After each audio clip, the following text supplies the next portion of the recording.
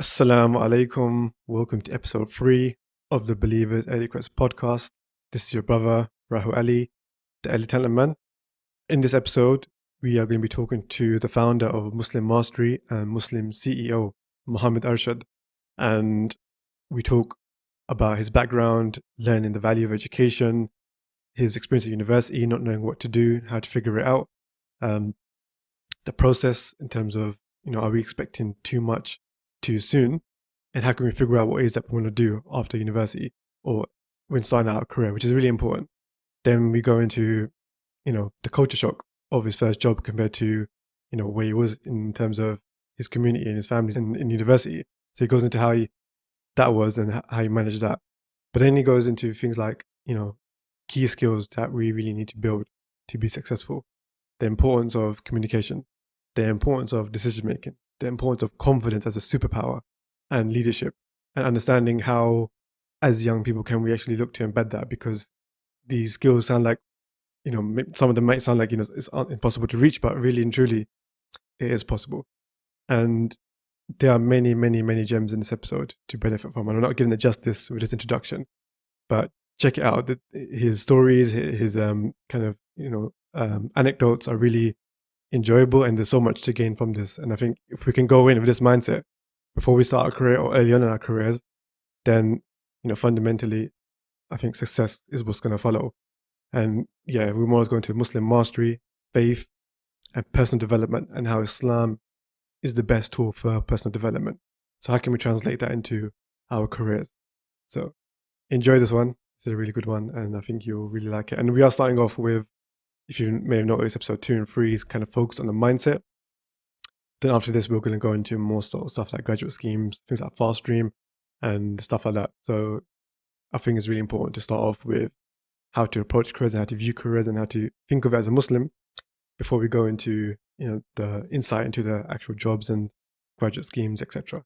So let us know how you find it. Please do like, subscribe, comment, give us feedback, positive or negative, not a problem. Enjoy.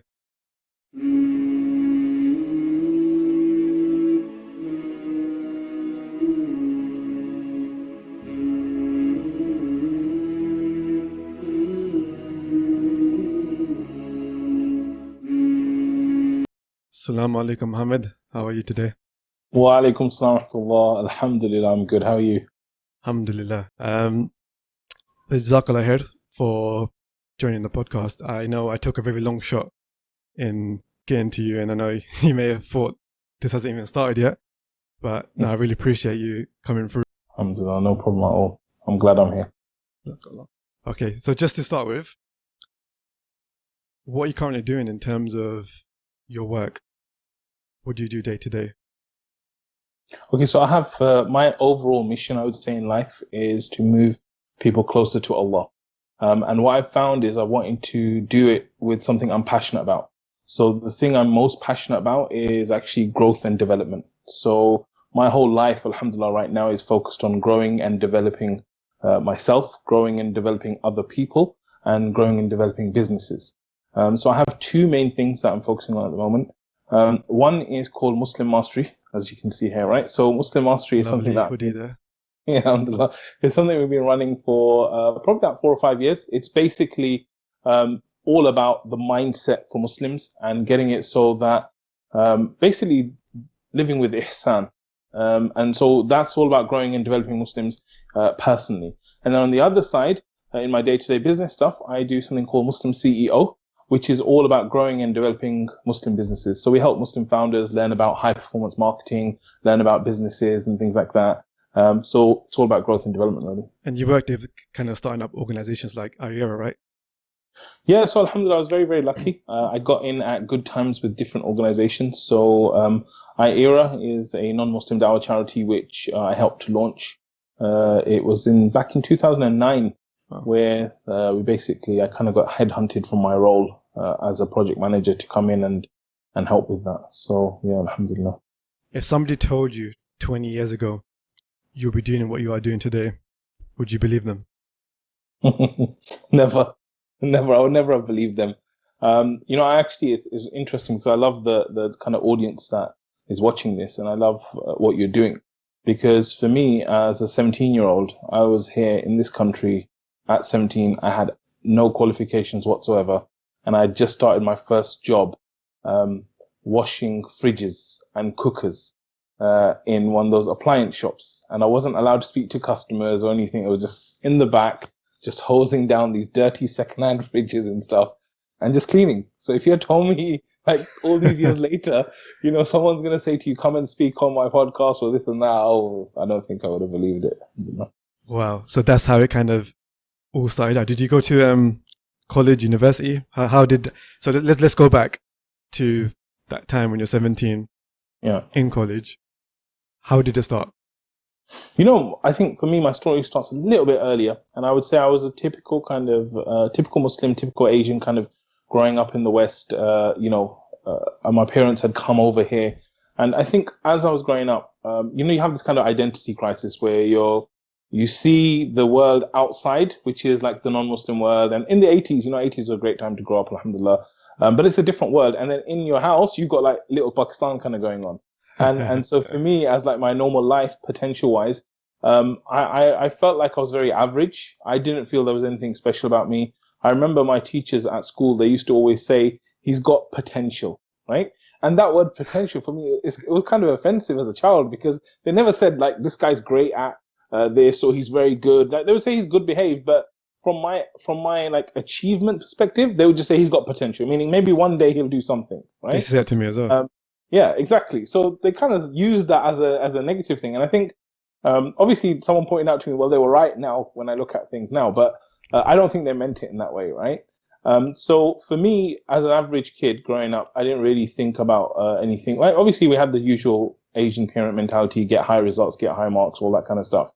But I didn't think very much of myself. And I think one of the big turning points in my life is at the age of 15, my dad basically said, we're going to go and live in Pakistan. Right. So I've lived in the UK my whole life. I was born there, but I came over here when I was 1 year old. So practically I lived here my whole life. Yeah. My dad's right. As a teenager, we're going to leave this country and we're just going to go to another country completely.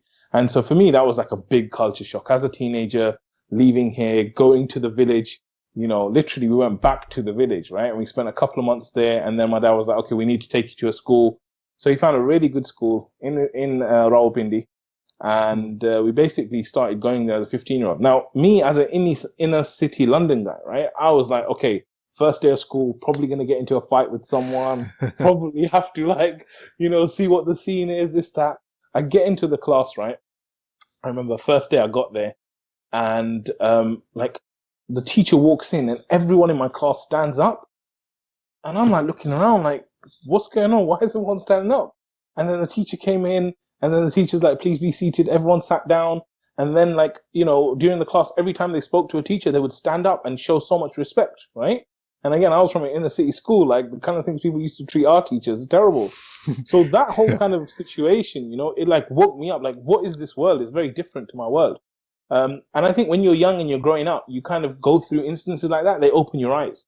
And so for me, that kind of opened my eyes. But I still thought I was a bit arrogant. That although I was average, I felt like because this is an English medium school in which they speak English, I'm going to rule this school. Like what do these Pakistanis know about speaking English, right? So I thought I was going to rule it. Year one, I failed everything except my beloved English and geography, right? So I'm sitting there now like in shock, like what has happened? How did I fail, right? And then, in Pakistan, what happens is if you fail, you stay in the same class. Really? Right? Yeah, like if you keep failing if you fail the year, you stay in that year.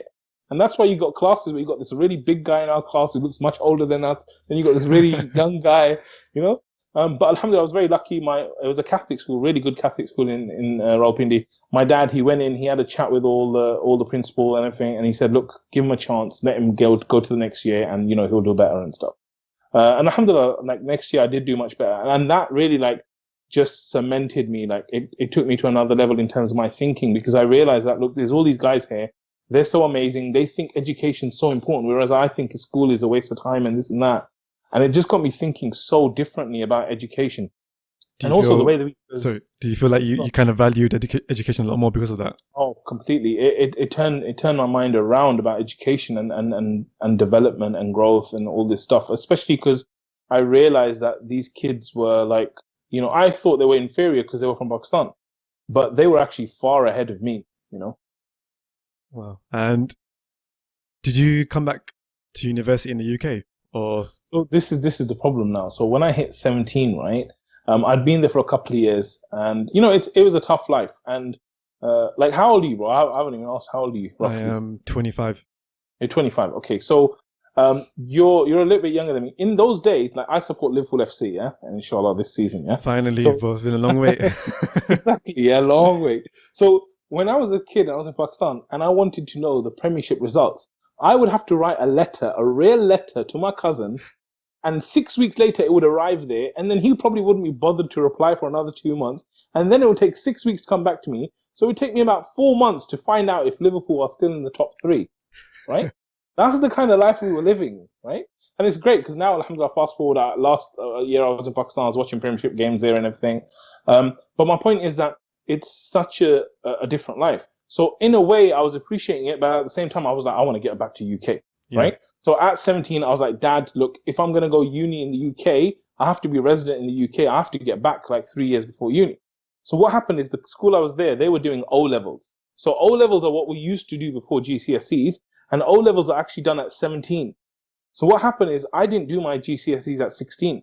When it came to 17 years old, at that point I was like, Dad, let me go back to England. And finally he's like, okay, go back, right? Yeah. So I arrived back in England, but I've got no qualifications, like zero, okay? And at the same time, my parents are not here. I'm living with my uncle, so I'm like, I need to earn a little bit of money as well. So I've got no qualifications, I've got no job, right? And I'm like, okay, what do I do now? Well, I know I have to get qualifications. I mean, for me, I was very confident at that time because I started to realize my potential was kind of there a little bit. And you know, when you get a little glimpse, it's like when you go to the gym and you see your muscles grow a little bit, you're like, oh wow, okay, maybe there's something here, you know? The gains are coming. Yeah, the gains are coming, exactly. So for me, I started like looking at that and I'm thinking, okay, don't worry, I'm confident about college and stuff. But anyway, at 17, I was in the UK. I was broke. I had no money. I had no job. I had nothing, you know. And I'm saying that specifically for the audience because I know there might be people in a similar situation. But I think what I had was a belief in myself. And I think that is so powerful and it can take you so far, you know.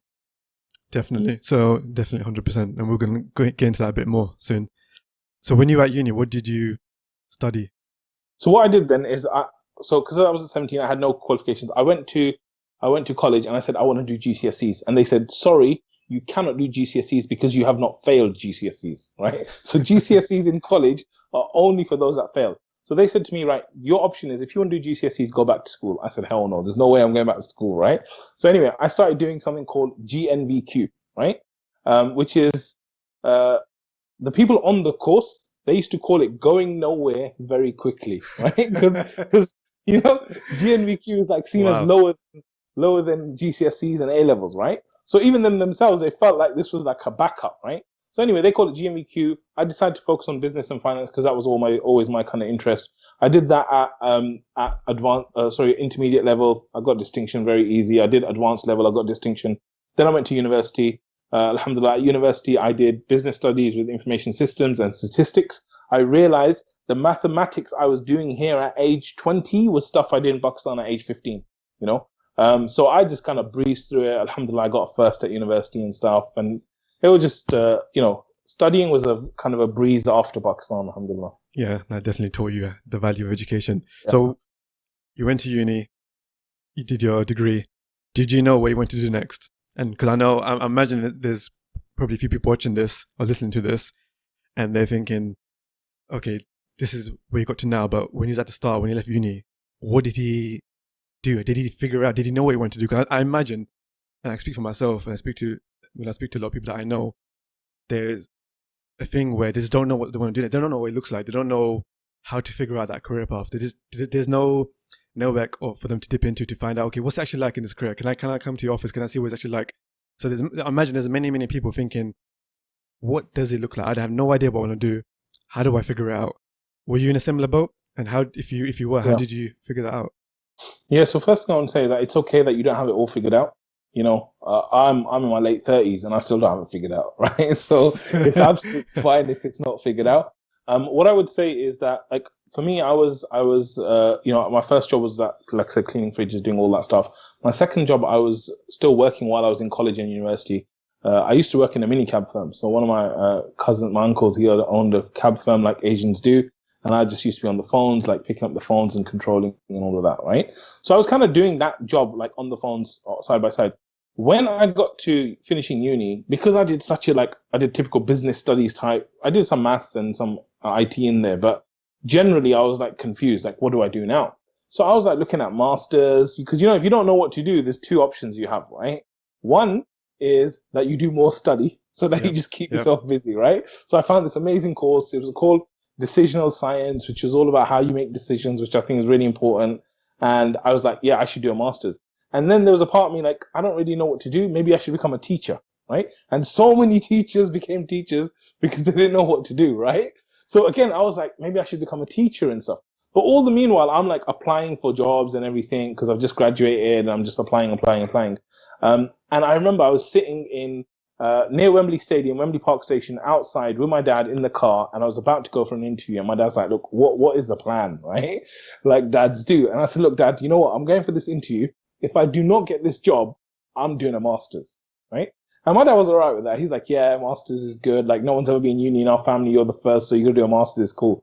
I went to that interview, and alhamdulillah, I got the job, right? And this is the thing about qadr, that sometimes decisions are made for you, right? But alhamdulillah, I kind of said if I'm going to get the job. So that was my first kind of corporate job. It was a company called Xerox. They invented the photocopier, they invented the mouse, they invented lots of different things.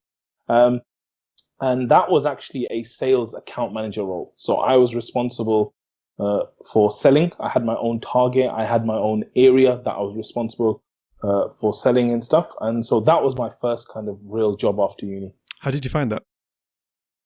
You know what happened? Like for me, another thing that I woke up to at uni, this is one of the other big turning points in my life, is that I think at uni I started to think more about Allah, started thinking more about my creation, my purpose, things like that. And when you're breezing through life, like I was with uni, I was just having a good time. I was just like not doing much studying, relaxing. And I think there was a time, I always tell the story that I remember in Ramadan, I was going for iftar, and I saw everyone going to the huts in Middlesex Uni where we would have iftar. And I saw this one brother, I think his name is Mohsin, right? And he was carrying this massive box of chicken and chips, and like he's struggling with the box, right? And he's trying to take it in. And I'm just standing there. It was like one of those surreal moments where I'm watching him and I'm thinking, this guy is here to serve all those guys who are walking in. And I kind of said to myself, which one are you? Like, are you the guy that's serving or are you the guy that's eating? And I'm like, well, I came to eat, right? Yeah. And I kind of felt like a loser at that time. I'm like, I want to be like that guy. I want to be like that guy who's like serving the people and doing good. And so as I started practicing more, I started learning more about Islam, getting more into it. When I started work, it was a bit of a culture shock because your whole life, you're kind of like in a very comfortable bubble where you're with Muslims, like your family and stuff. And then when you're even in our inner city schools, like most of the people, like in my school in England, when I was in school here, like I had 2 white kids in my class, right? So you imagine, right? Like most of the children, there was some from Somalia, Iraq, there was a lot of Indians, there was Pakistanis. Even back then? Wow. Yeah, even back then, right? Because it's like a very heavily populated Muslim area, ethnic minorities and stuff. So for me, like you're in this kind of bubble. And then even at uni, like it was a business school. So mostly Asians and you're kind of dealing with a lot of Muslims and everything. So when you get into the workplace and the dynamics are completely switched, right? You go from 2 white guys in my class to 2, Asians in the whole department. I can 100% relate to that. 2 black guys in the whole department, right? Yeah. So now, like when you get there, it's like a big culture shock. Like I remember the first day I got into my office and like, by the way, everyone was amazing. Like I found the people to be amazing in my workplace. It was a young sales environment, it was vibrant. The first day I got there, these 2 girls, they came to me at the end of it and they were end of the day. They're like, oh, Mohammed, we're going to the pub. Do you want to come with us? And, all the kind of dilemmas that you face, right? Alarm bells are ringing. Yeah. And then at the same time, like I'm just starting to practice. So I don't even know like what I can't do and this and that. So it was like a big culture shock, I would say, like getting into your first job, especially when it's in a non-Muslim environment. It's a big wake up call. And I think it's very interesting. Yeah.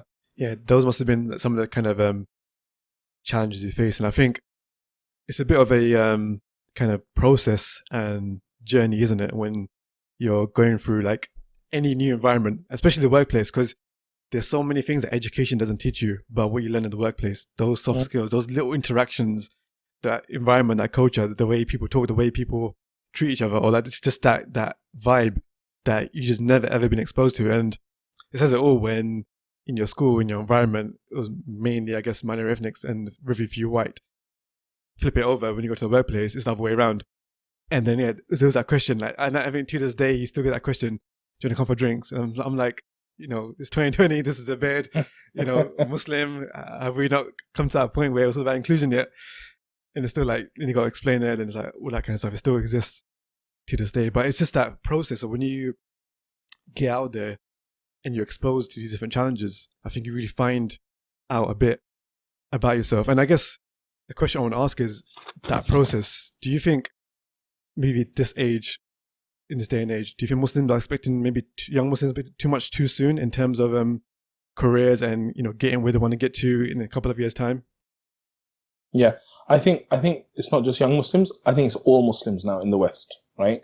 I think that, and it's not their fault. Really, I don't believe it's their fault, right? I think the world we're living in is very problematic for people. Okay, I'll give you an example, right? So let's say today, my son wants a Lego set. Okay, he wants a Lego set, so he's like, "Oh yeah, Abu, I want a Lego set." Okay, which Lego set do you want? I like this Lego set. Okay, great. You want this Lego set? Let me put it into Amazon. Order it on Amazon here tomorrow morning. Okay, that's like an example of a toy. For me, like if I want to watch, like one of the kids' programs I used to watch was Fresh Prince of Bel-Air. If I want to watch Fresh Prince of Bel-Air now, right? What do? Go into Netflix and watch episode 1 or season 3 or season 8, whatever. It's on right now, right?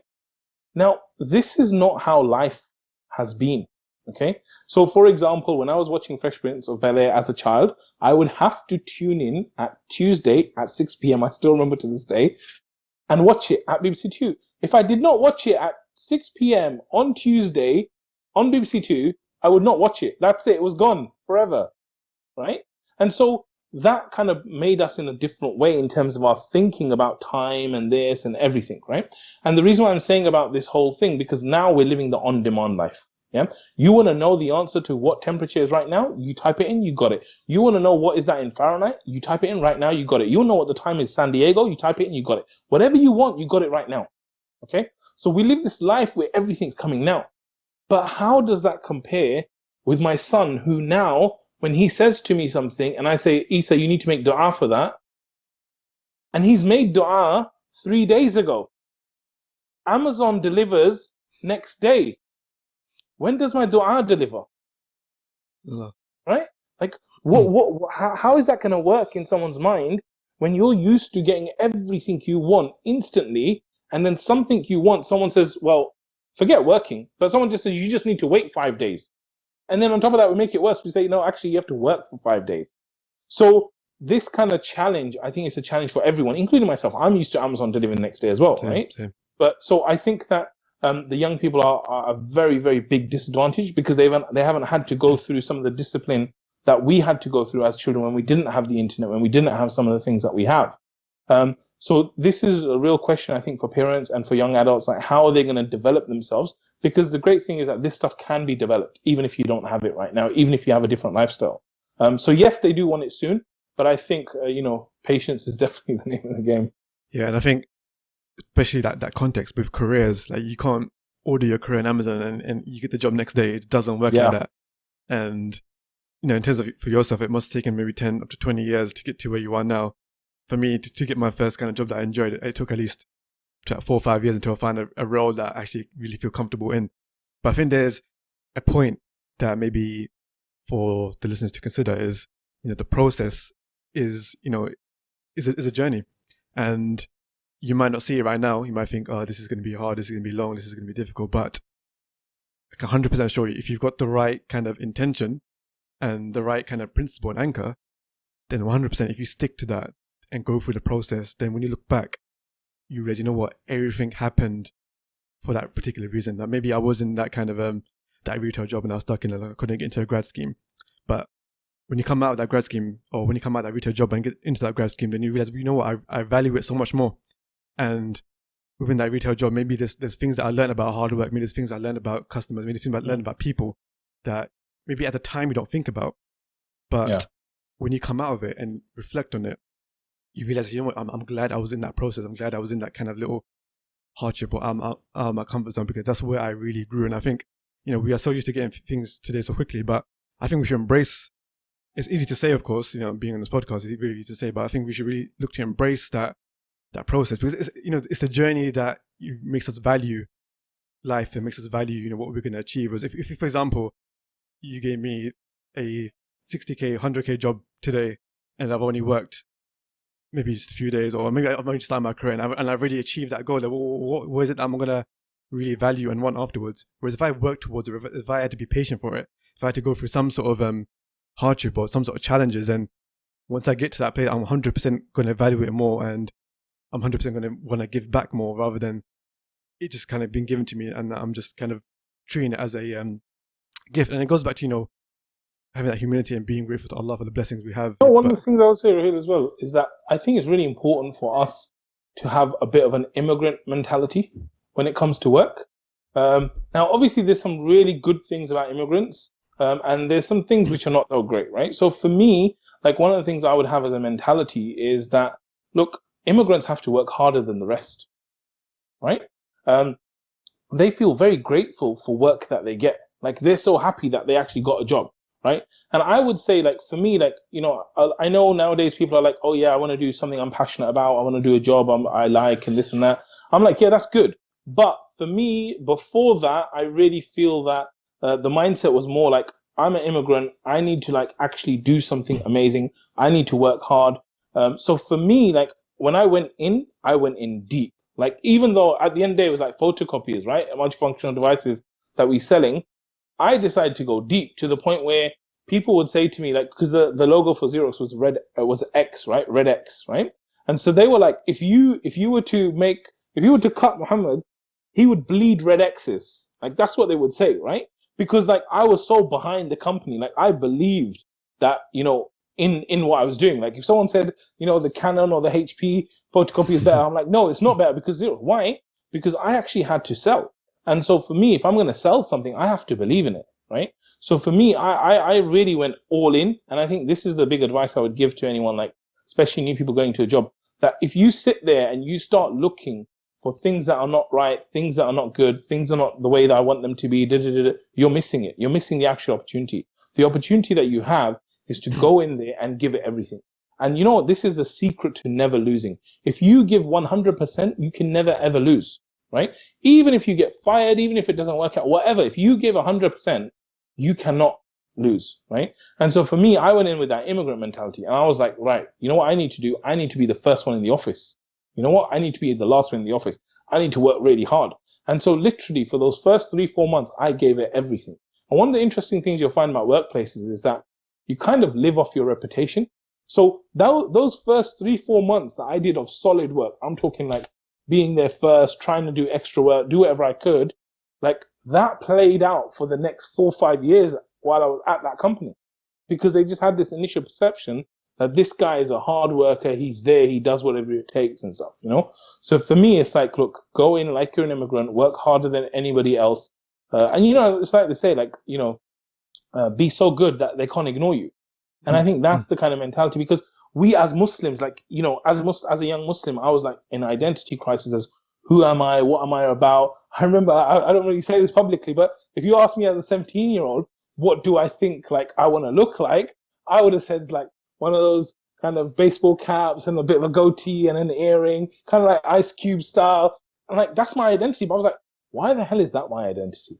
Like, if I look at my tradition and me as a Muslim, like, we are, like, there to excel, So we have this great identity as Muslims.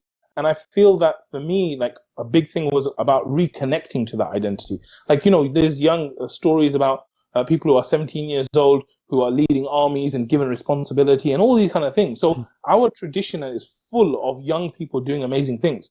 But you, as the young person, you have to set that as your standard. If you set your standard as, I'm going to go into the workplace and keep my head down, I'm going to duck and dive, I'm going to earn my money till this much, I'm going to live on the weekends, and then you're going to lose, right? But if you go in with that mindset of, I'm a Muslim, I have high standards, and I'm going to smash this to pieces, I'm going to be better than anyone else, it's going to be a very different experience for you.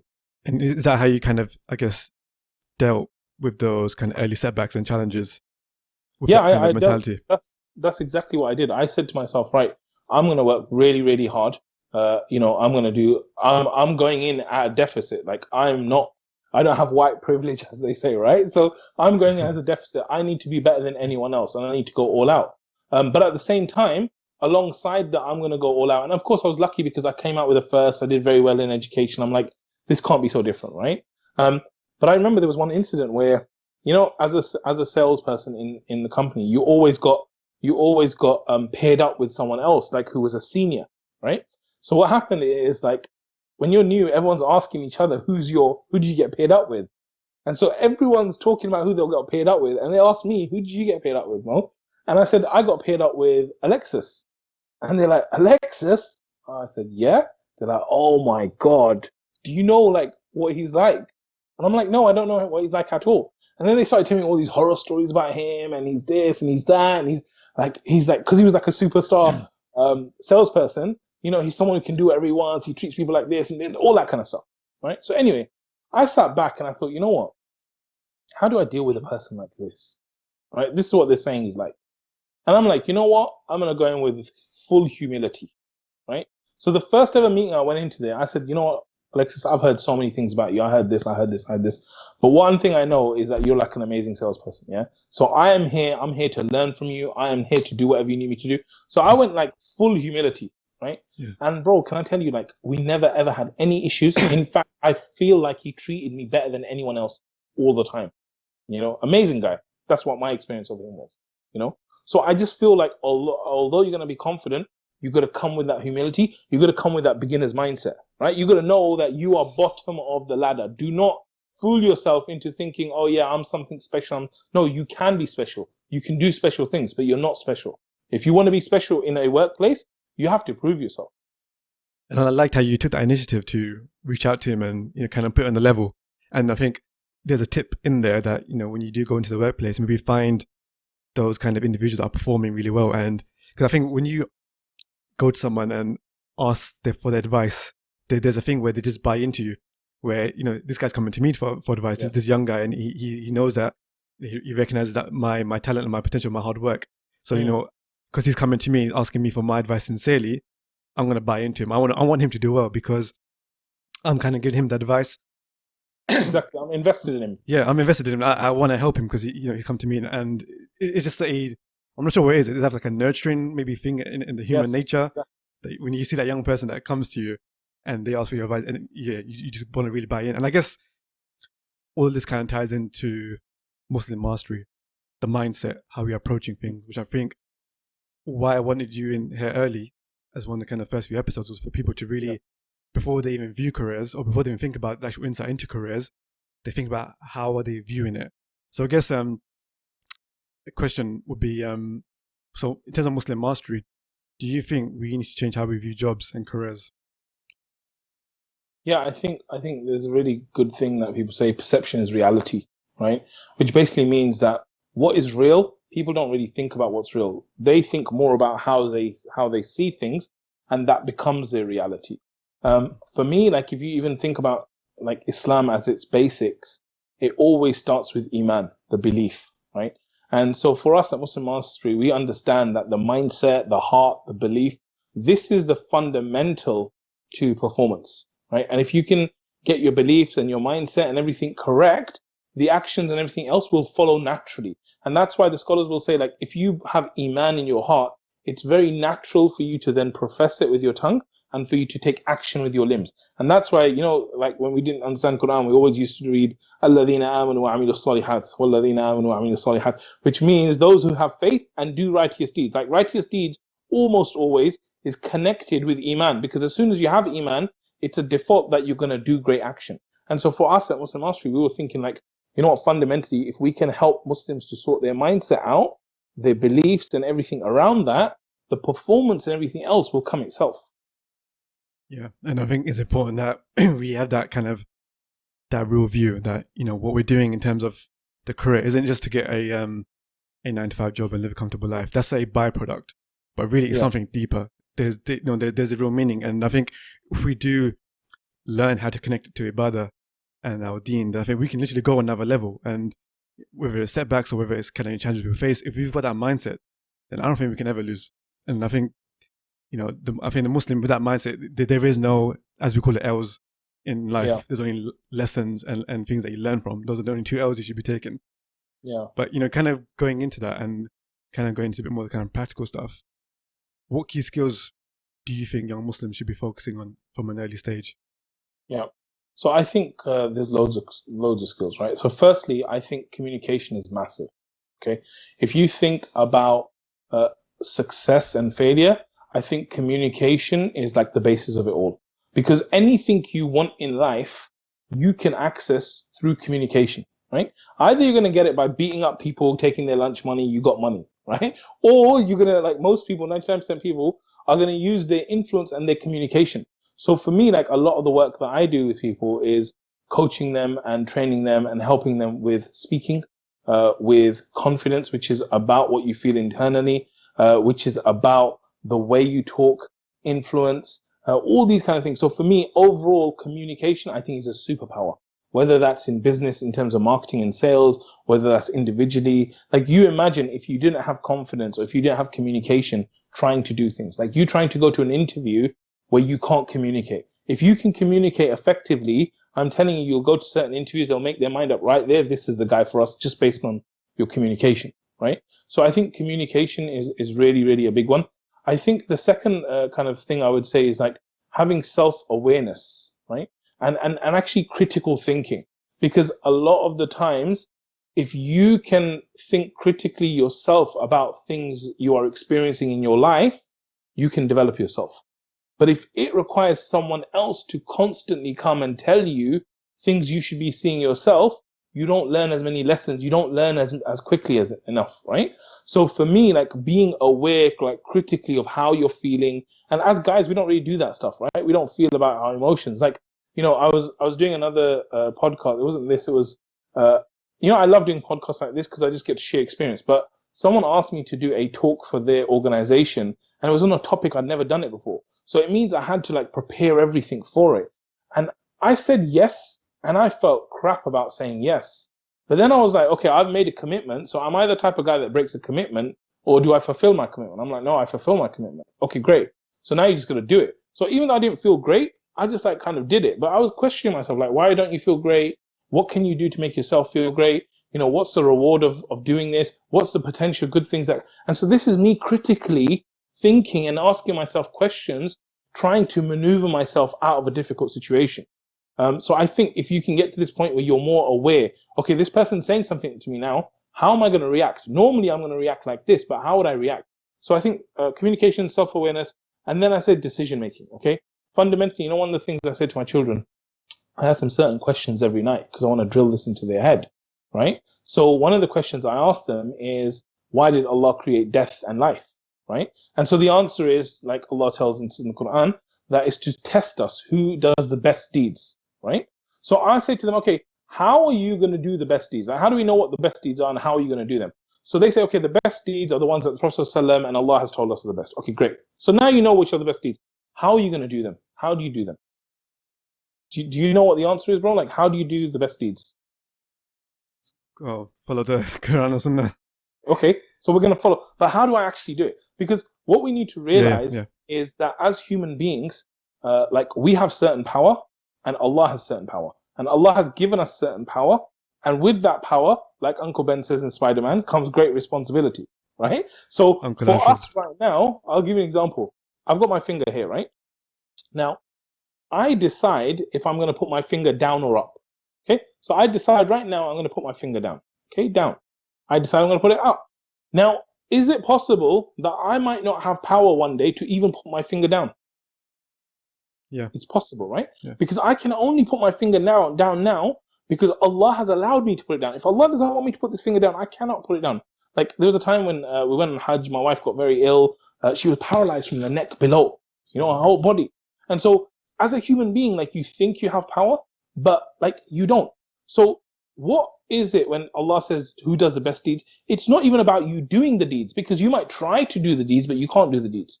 So what does that leave? That leaves only one thing, which is choice, right? The only thing I have is the choice to put my finger down or not. The choice of whether I'm going to pray or not. And that choice is the only thing you'll be held responsible for, right? Because you cannot control what happens after that.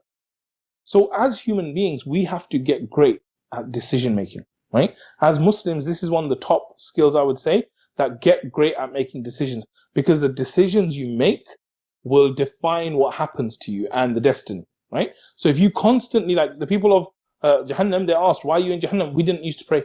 That's a decision, right? I decide that right now I'm watching Netflix. It's time for Maghrib. I'm not gonna pray Maghrib. I'm gonna continue watching Netflix. That's the choice I'm making. That comes with consequences. So if I'm bad at decision making, like ignoring my salah for something else, then the consequence of that is going to be bad. So in order for me to be good, I need to be great at making decisions, and then that comes with critical thinking. It goes with that as well, right? Like, if I take 2 minutes out to worship Allah now, is that going to be more beneficial than me ignoring my salah and watching Netflix? Like, I think, so, I think like, there's a positive to it, is that you're in control. Yes. Because sometimes there's so much exactly. noise going on around the background. There's so much things people see and they get overwhelmed. They're thinking, oh, wait, this is going, that's going on. My mind is so cluttered. What can I do? But I think fundamentally, you got the power, and the power is with you to make that choice. So, like I said, with great power comes great responsibility. Like, Uncle Arshad, Uncle Ben has just told us. And I think it's definitely something to really embed in, and accountability. Really being that kind of looking in the mirror and really kind of thinking, how can I improve myself? What could I have done maybe a bit better?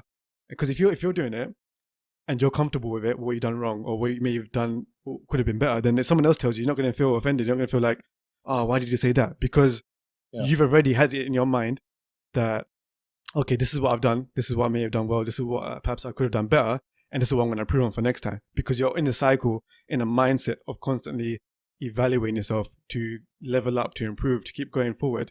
But if we're in a mindset that, okay, I've done this and this is perfect, you can't criticize me, and someone says, oh, I think that could have been a bit better, then you're going to sometimes take it a bit offensively, and you're not going to be in that mindset that's going to allow you to thrive. So I think really taking feedback on in the right way and giving yourself feedback and being that kind of critical, productively critical person to yourself, saying, okay, this is what I did well. This is what I can do better. This is what I'm going to do for next time, to really level up. And it's a positive thing to do as well. And I guess going back to communication, because you mentioned it really, really important. What are the, I guess, if I wanted to, let's say I came to you and I had really kind of bad communication skills, what are the kind of first 2 or 3 things you will get me to start practicing practically to improve myself?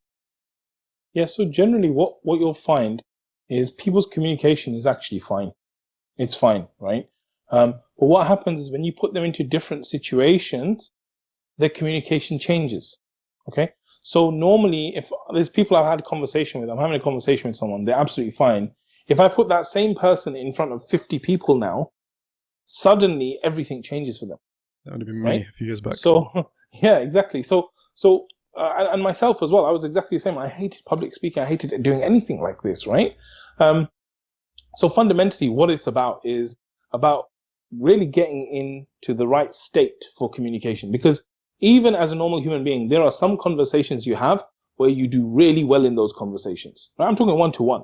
Like you might be speaking to a friend and the conversation is really going nicely and you have a good time and everything's good. And then you might get into an argument with someone and your thing's really bad.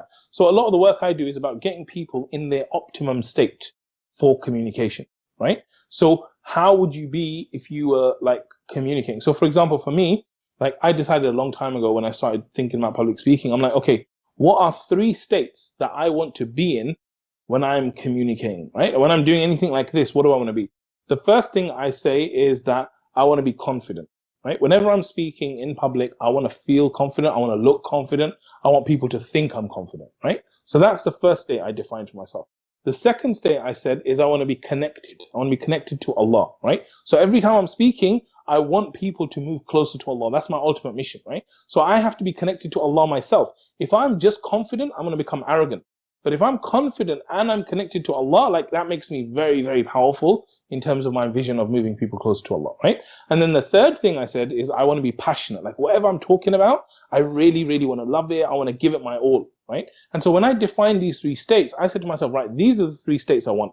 And then every single morning, I started practicing those states. So every morning, like I remember I anchored it to do it like Fajr time and stuff.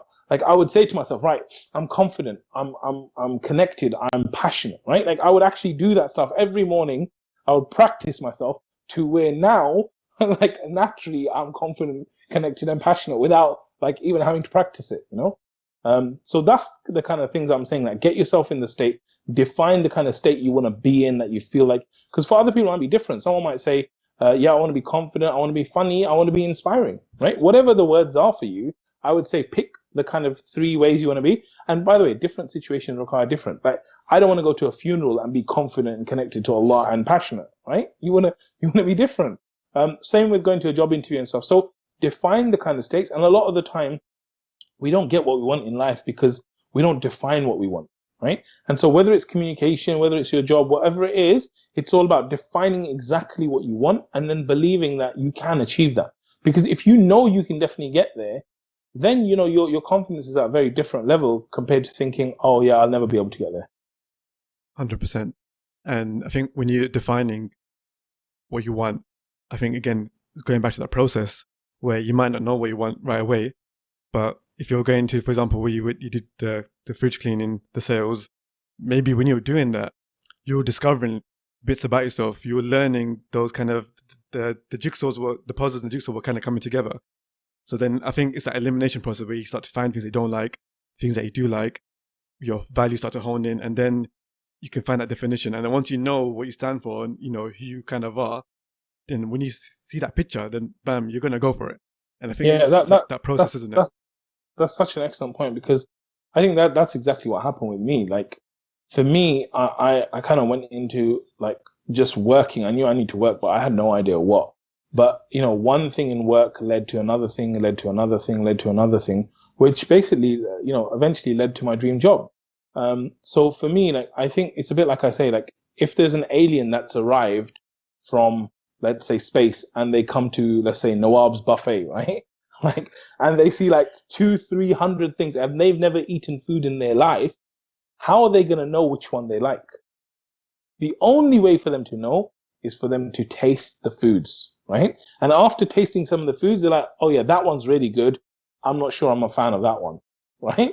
And so work and experiences in your life are the same way. Like if you just sit at home and become this armchair guy who is like, I like that, I don't like that, I like that, I can do that, I can't do that, without actually trying or actually knowing, then you're just going to limit yourself so much. And so many of our barriers are internal limits that we've put on ourselves as opposed to them being real barriers, you know? And that's why in Muslim Mastery, we're all about like break through the mindset kind of barriers and the limitations that you put on yourself, because trust me, you've got so many limitations that you put on yourself. And if they weren't there, you would be capable of things you cannot imagine. And it's like, be comfortable. No, sorry. Yeah. Get comfortable being uncomfortable, basically.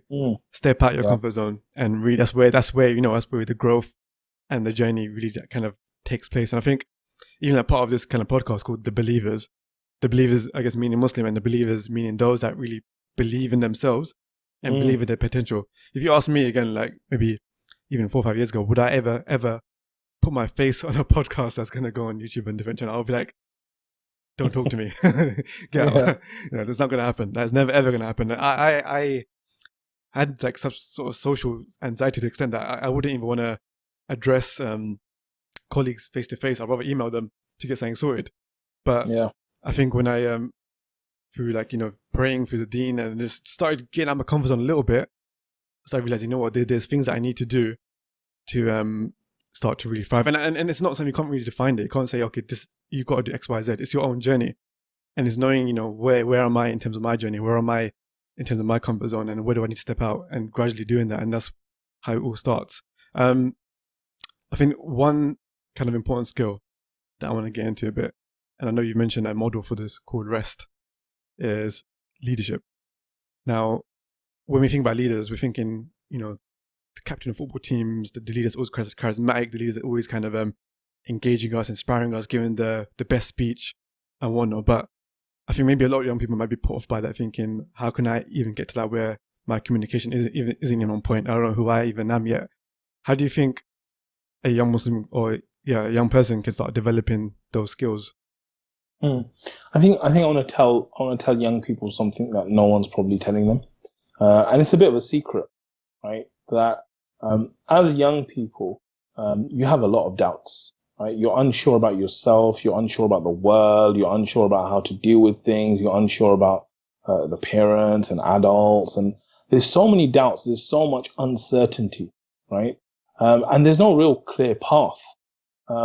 What I would say is the path to success is very, very clear for you, and it's very simple. I'm not saying it's easy, but I think it's very simple. And I think if you follow that path, you will be ultimately successful. And I'm telling you, no one out there will tell you this from a work and careers perspective, right? And for me, that is all about, like you said, like what's empowered you is the same thing that's empowered me, is really focusing on Allah and improving yourself for the sake of Allah. Right? Like for me, that's the secret of it all, right? When I look at personal development, when I look at all this stuff, Islam is what I see. The fact that Islam is here is it came as a personal development thing. Why? Because it is a guidance to take the people who are the lowest of the low to the highest of the high, right? So it's designed like helium to take something that sits on the ground to go up, right? And this is exactly what Umar radiallahu anhu said, where he said that, Islam, it gave us izzah, it gave us respect, right? Like if we let go of Islam, we're going to lose the respect. So as a young person, if you want success, if you want respect, if you want to be someone that other people admire and you want to be great and all this kind of stuff, Islam is the answer. Like fundamentally, Islam is the answer, right? And it seems strange because I remember when I was non-practicing, like Islam for me was this thing where like you go to the mosque and you learn Quran and yeah, you're Muslim and your identity, but it's just that thing that those bearded guys do, right? It's not really for us. Yeah, it's me and you now, right?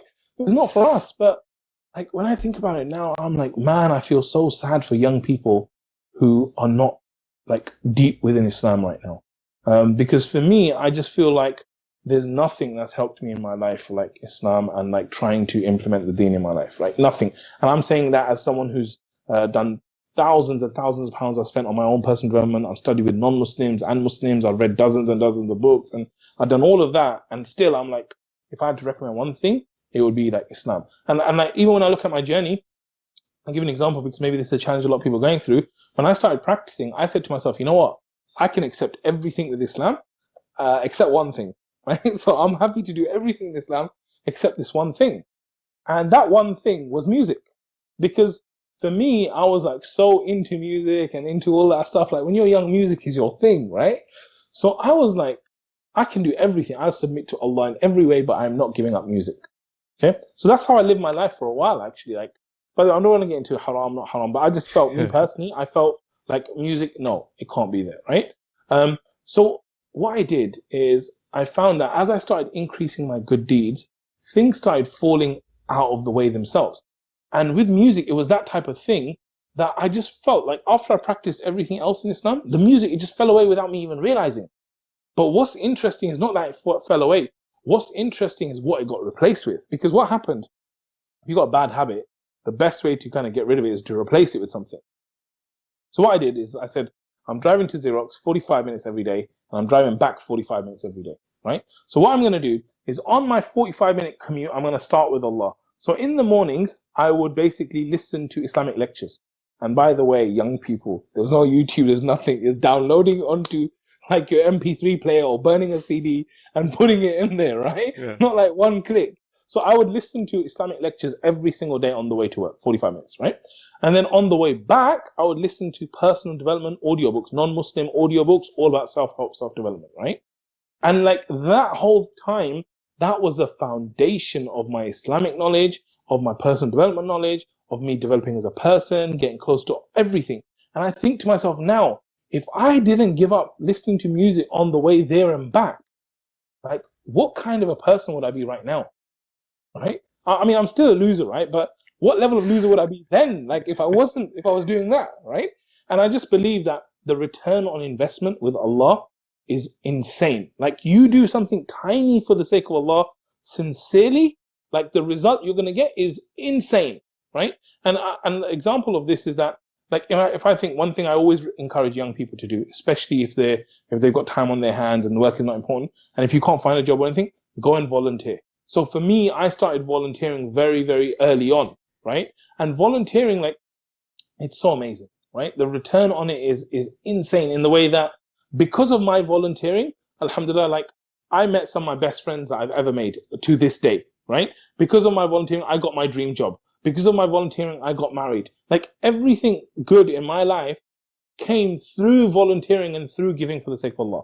And so the same way I encourage these people, because one thing I didn't tell you, bro, is that when I got into Xerox, because I was in sales, it's a very money orientated vibe. Yeah. So like everyone around you is always talking about commission and targets and sales and this, and that's all they talk about. And I remember one time there was this lady that came and she sat on my desk and she started talking to me about money, and she started saying, oh, I'm making this much money and I'm hoping I'm going to do this and this money, this sales. And it's one of those like movie type moments where I zoned out. She's just talking and talking. I zoned out and I started speaking to Allah, and I just said, Ya Allah, is this what you created me for? Like, is this my purpose in life, to sit here, listen to people about commission and sales, right? And so for me, at that point, I was like, the dream I was sold about, go to uni, graduate, get a great job, and have a wonderful, happily ever after, that was a lie, right? At that moment, I felt I need a higher purpose in my job. Even though I was the guy who's believed Red X's and I'm fully behind it, I feel like I need a bigger purpose. And again, alhamdulillah, I'm so grateful that I got the job at Xerox. Why? Because there was a Muslim sister at Xerox who I talked to, I confided in her, look, I need to do something more. I can't handle this, right? She was like, look, there's this helpline, like my cousin works at it, you should check it out. So I checked it out. It was called the Muslim Youth Helpline, and they would take calls from young people. Yeah, it's still available today. Yeah. And they would call in and they would talk about problems. So I was dealing with things like self-harm, sexual abuse, suicide, these kind of really tough issues. And she's like, go and check them out.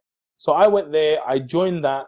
And alhamdulillah, like that taught me so much. Like being a counselor for 5 years, dealing with these kind of issues, it developed me to a whole nother level, right? But the reason why I'm saying all this stuff is because I'm saying fundamentally, even when I gave Allah those years and this and that, I felt like every time I gave anything, Allah just gives you back so much more. And so as a young person who's facing challenges and this and that, like I would say sacrificing a little thing here and there for Allah, doing a bit more good and, a bit more good on top and trying to get closer to Allah, that's the way you're going to get successful. If you think that by going away from Allah or away from Allah's instructions, you're going to get success, you might feel success in the short term, but I promise you will fail. I promise you. That's like someone who's nearly 40 years old is like advising you that you will fail, right? So I think that it's really, really important that, as a young person, you kind of realize that once you do that, and then once you have Islam as your component and your tool to develop yourself, there is no limit for you. Like literally there is no limit, right? And once you realize that, then you can start doing like amazing things, inshallah. Yeah, and I guess you realize that it's the blueprint for success.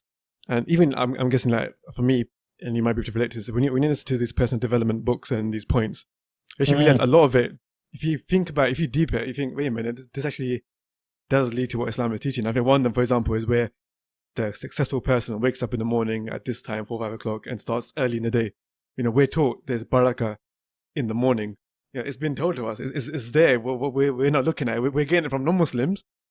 But the blueprint for success in our careers and what we want to do is in Islam. And I think if we reconnect, like you mentioned, it's a great point you mentioned, because I don't know, like because of your age, right? If you've seen the original Karate Kid. I think I remember it from when I was a kid. So what happens is this kid, he goes to this old man, he's like, teach me karate, right? So karate, he goes to teach him karate, and when he gets there for the first day, the old man goes to him, Mr. Miyagi, he goes, go and paint that fence. So he's like trying to paint the fence. He's like, no, when you're painting, paint like this, right? So he's painting the fence. Then like after he's on the fence, he's like, okay, wash the cars. And he's like, look, wash the cars like this. He's telling me. So after like a week or whatever, right? This kid's like, this guy's taking advantage of me. Like I came here to learn a karate thing, yeah? And my man's got me to do his whole house up. what is going on here, right? And for me, this is how Islam is, right? Like Allah's telling you to wake up for Fajr, and Allah's telling you to do this, and Allah's telling you to do this, and you're like, why is Allah telling me to do all these things? Like, why does Allah need these things, right? Allah doesn't need these things. But then what happens in the movie, you've seen the new Karate Kid, same thing, is he's like, okay, he's like, you think you've been cleaning the house, you haven't. You've actually been learning what you need to learn to be amazing at karate. So he's like, okay, he's like, wax on, wax off, right? So he's like, do that. And he does that move and he blocks the karate move, right? And he's like, whoa, I didn't even realize that I now know all these things without me realizing that I know these things now, right? And I'm telling you, like, when I look into like personal development, it's insane how Islam is like this, right? Because like, you know, you look at billionaires, you look at all these people, what do they say? They all say, wake up in the morning. And Islam, Allah forces every human being to wake up early in the morning. Like, come on, man, this is it. And it doesn't stop there. You might think it's just a morning thing, but like you're saying, bro, like when you get into the books, you just start finding thing after thing after thing after thing, which is how Allah has designed us to behave. And that's why I'm saying to you, ultimately, Allah has given you the blueprint for success. All you need to do is make the choice to follow it. How are you doing for time?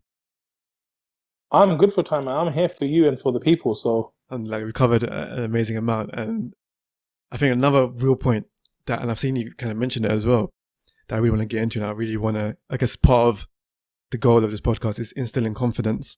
And that point about confidence, I think, is a massive, massive thing, especially for young Muslims. I've done a lot of outreach and I've spoken to a lot of young Muslims. I've seen them, I've engaged them, and I've always felt there's just that confidence that's lacking. Is that question in themselves, that little doubt. I guess, how can they go about building confidence? Because I think it's just when you have that belief, you can reach levels that you never ever have anticipated. Whereas if you don't have that belief, if you don't have that confidence, then you're stopping yourself before you even begin. So I think it's so important that we learn how to, or young people learn how to really build that confidence. What advice would you give to someone that's maybe not feeling confident and wants to start building it up? Yeah. So I think confidence is a superpower. You know, one of my friends, he's 18 years old, or he was 18 years old at that time. I went to visit him. He lives in the tallest building in the world. And I met with his dad because I was like, I need to get the secrets out. How did he get this guy to be like this so I can use it on my children?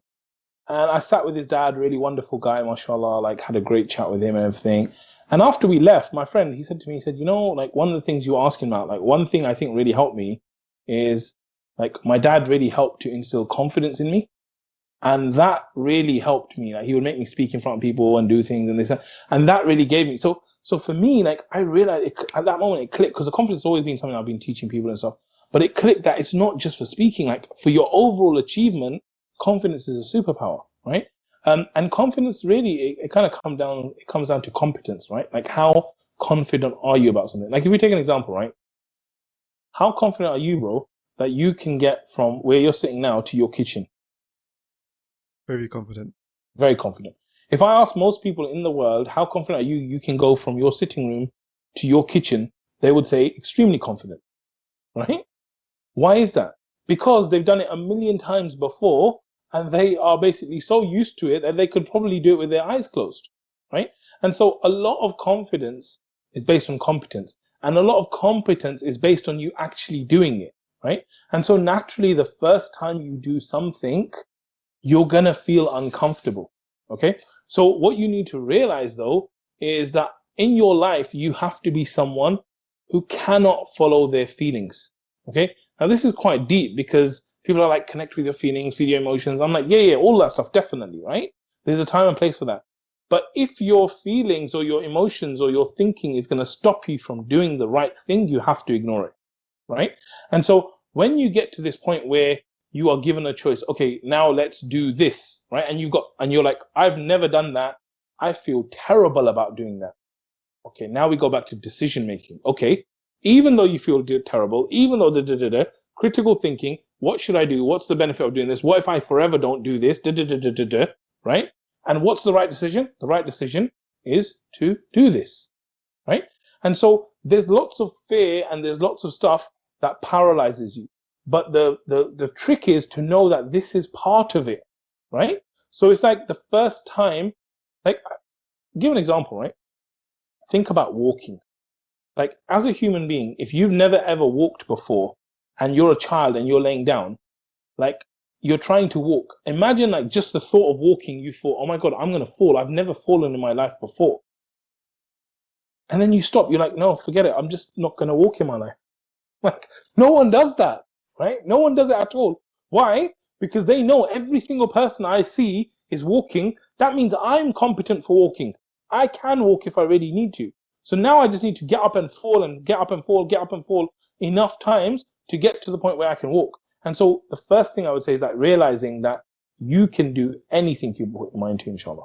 Like I always tell the kids, like I say, what do you say? We say, with hard work and Allah's help, you can do anything, right?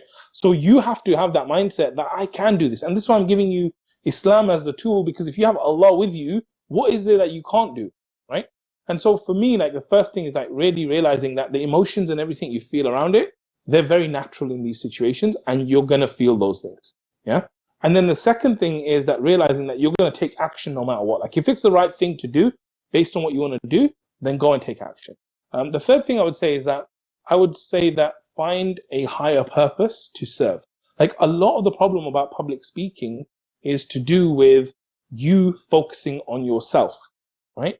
Everyone's going to look at me. Everyone's going to look at my white hairs and my beard and my bald patch over here. And if I start thinking about those things, how am I ever going to come and add value to people that are listening to me? I can't, because I'm so engrossed with my own life that I can't. And this is part of the problem, right? That we're too focused on ourselves when what we should be focusing on is others, right? So one of the superpowers for me about confidence is if you can find a mission and latch onto a mission and actually go out there and fulfill that mission, and it becomes about other people, you start to forget about your white hairs and your bald patch. You forget about it because you're so busy helping someone else that you forget. And that's what I'm saying about volunteering. That's what I'm saying about this stuff, right? And I'll give you an example, right? Let's say that I'm not confident because I've got a speech impediment. And on top of the speech impediment, I've got a crooked nose and bent ears or whatever it is, right? Imagine that you're walking on a street and Allah protect us, there's a car accident. And from one of the cars, a guy goes flying across the street and he's on the floor and he's bleeding. You run up to that guy, right? And you're like, mate, are you okay? Do you want me to call an ambulance? You get your phone out to call an ambulance. And he goes, no, stop. I don't want you calling an ambulance because you got a crooked nose and your ear is bent and you got a bald patch, so I don't want you calling the ambulance. Like, do you think the guy's going to say that? Never, ever would a guy say that, right? Even if he's an EDL supporter or he's someone who's like a white supremacist and you were there as a bearded Muslim saying, let me call an ambulance for you, do you think he would say, no, I don't want you calling it, mate? He wouldn't, because he's desperate. He needs your help, right?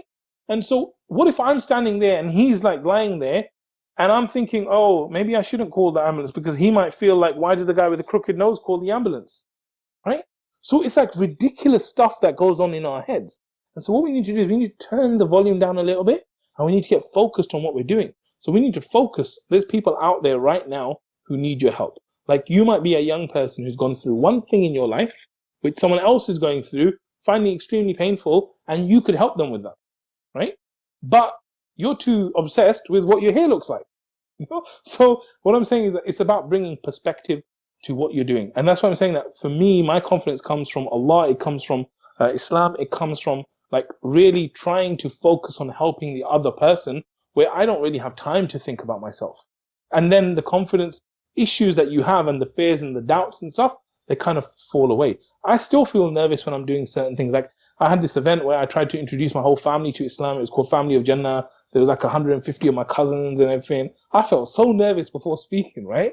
I don't feel nervous from big crowds, but just because it was them, I felt nervous. So it still happens, but I don't let any of it stop me. And I think that's the thing that, you know, if you speak to a lot of dying people, they'll tell you what they regret is the stuff that they didn't do, you know? And so you need to get into this kind of, you need to get out of your own way because a lot of what's stopping you is yourself. And so this is all about you stopping yourself from stopping yourself so that you can actually get on with things. And it doesn't matter if you fail. It doesn't matter if you make mistakes. This is part of being a human being. This is part of learning to walk, learning to ride a bike. You're going to fall. You're going to trip. You're going to do stupid things. You're going to look silly. You're going to look all that stuff. I do agree. I'm so glad, alhamdulillah, in my time, we didn't have YouTube, social media. No one can see what I was doing when I was 15 or 18, what I was doing. I believe you guys have different challenges. But you know, the great thing about that is even if it's on YouTube forever, what you did, Allah forgives all sins, you know? So the restart button is just literally like one word away, inshallah. And and just to add that, you don't have to be perfect, because I think people can really feel defined by the mistakes, but it's not the mistakes you make, it's how you react to it and build from it that kind of defines you. And everything you kind of said really hits it right around the head, when like how we should be perceiving it, and definitely not thinking it's got to be perfect. Like, it's not got to be perfect. You got to get out there basically and start it. And then as you practice, then it'll get better and better and better. But it's just taking that first step to go and do it. And it's not gonna be perfect, but that's the process. That's the way we learn. When babies, like you mentioned, when they start walking, they fall down a lot. It's not perfect, but they get back up, go on. And now once they grow a bit older, stronger, they walk perfectly. And then that's and it's not and it's not even babies. It's like the guy, you who's watching right now, you did this already with walking. You probably did it already with your bike, right? Learning to ride. Like, this is what you've done in your life and you have experience. So it's just about you getting out your way and going, I'm still going to do this. 100%. Yeah. You got me reflecting a lot. So I'm trying to have the conversation. I'm trying to reflect at the same time. Yeah. I imagine a lot that listening, I'm thinking, man, this is very, very deep and very, very powerful. But I'm going to ask you a question. If you could go back in time and give yourself a piece of advice, what would it be? It's a good question. I think I would say to myself, like, I would say all the nice stuff, like, it's okay, things will be fine, all that kind of, when you're young, you worry about that stuff. So I would definitely say, like, don't worry, like, it's fine, yeah? But me personally, I would probably give myself the advice that, like, you worked hard, but like, work even harder, and don't worry about the pain, because you won't remember the pain. Like, if you go through pain right now and work hard, when it comes to the future, you're not going to remember that, right? So don't let the pain and the fear and the doubts stop you, because if you put that to the side, you won't regret putting it to the side, right? But if you live with that fear, if you live with that pain, live with that doubt, you'll regret it for the rest of your life. So ignore the pain, ignore the doubt. Remember, the pain and the doubt and the fear, it's all temporary. And you look back on your life, you're still not going to remember it. So just go all in. Deep that, really think about that. Yeah. I'm deep in it right now. Sure, man. So advice for myself as well, even now, there's still fears I have and doubts that I need to get over. So it's for all of us. Yeah, no, 100%. And I think the last point or the last question that I want to ask is, how do we define true success for the young Muslim from a career perspective? We've asked a lot of deep questions. I'm not sure if you can take this one.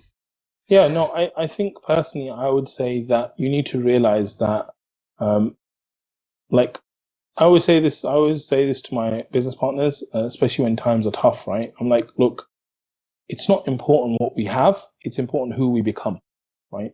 And I think right now you have an identity of who you are, and you probably have a future identity of who you want to be, right? And fundamentally, I'm saying any job, any career, it has different variables, like the type of organization, your manager. But the biggest, most important variable in all of that is you, right?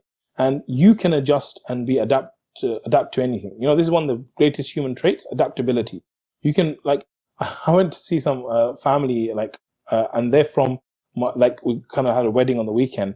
They're from Western Sahara, right? Like, you imagine how hot the Sahara is, yeah? So there's people who live in the Sahara, right? And then there's people who live in places like UK where it's freezing, and Denmark. So human beings, they adapt. And so for you as a human being, you're adaptable, right? But fundamentally, what you need to realize that where you are right now, that's not who you are, right? And you as a person are in control of your identity. This is what I'm saying. Allah's given you the choice. Allah would not hold you accountable if he didn't give you the choice of who you can become. Allah would never hold you accountable. He would never say pray 5 times a day if he knows you can't pray 5 times a day. That's oppression, right? That's injustice. Allah is not unjust, right? He's just. So if he's told you to do something, that means you can definitely do it, right? And so what I feel is that you need to cement an identity for yourself as a person and become that identity. And a lot of my work that I do, coaching with people and business people and individuals, is really saying, look, you are here right now, and this is the person you are now, your character, your identity. But that's not who you are. That's the character that you've become. The character of who you actually want to be is here. Okay, so first, like I said, is defining who is that person. What is this person doing all day? Like the kind of stuff I would love to be doing, like now, is this kind of stuff where I'm helping other people, making videos, making content. That's the stuff, alhamdulillah, I'm doing with my time, right? And so in the same way, you want to define who am I, what would I be doing, how would it be, like defining this character and this identity, and then working on becoming that person. And then all the byproducts like money and success and fame and all that stuff will come naturally if you're focused on becoming that person. And that's the most important thing. We're going to close on that. That was an amazing point. And I really love to hear the reflections and thoughts of the listeners. Comment whether it's on Instagram, whether it's on YouTube.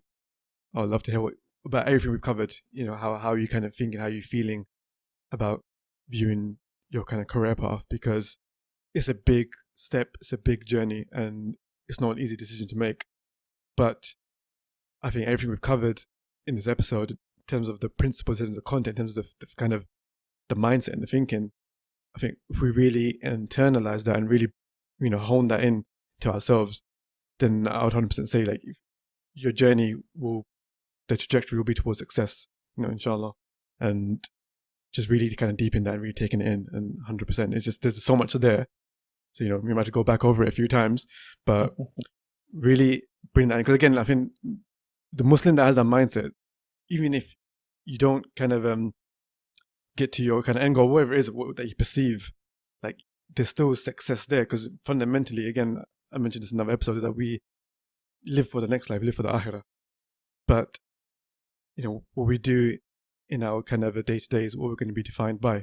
And again, if we're approaching it with the right anchors, with the right principles, then you can't lose. You just can't lose. It's only going to be a win-win with that mentality, that mindset. So 100% take this all into account, really think about it, really reflect on it, and definitely share some thoughts. I'm going to end it there. Is any last words from yourself? No, that was a really great way to end. I'm really, really happy when I see brothers like yourself, because for me, like, when you sent the request in that you wanted to do a podcast, you said you're going to do one someday. And I thought, this guy ain't coming back again, right? Like, so many people contact me and there's no substance there. But you actually took action and you came back, and I was like, whoa, this guy, that guy's back? Like, he wants to do a podcast, right? So I'm really, really happy that, alhamdulillah, we have people in the ummah like you who are wanting to do work for the young people, because they really need people like yourself. So it's great work that you're doing. I'm looking forward to what you're going to do in the future, inshallah. Allah, by the will of Allah. Any good or success will come, from him. And also, just to point out, if you want to check out more Mohammad Arshad's work, got Muslim CEO, Muslim Mastery. I believe you're on Instagram. I believe you're on LinkedIn, YouTube. Everywhere. Check it out. There's so much great content there, and especially with the mindset and the mastery stuff, you can find many more gems. So I'm 100% going to advise anyone listening to this to check that out afterwards, or whenever they want to really benefit and start building that mindset even more, because it's a journey. It's not going to happen in one day. Yeah. It's not going to happen in one podcast episode. It's going to take a bit of time, and you might need reminders here and there. But we will close it there. Assalamu alaikum. Wa alaikum salam.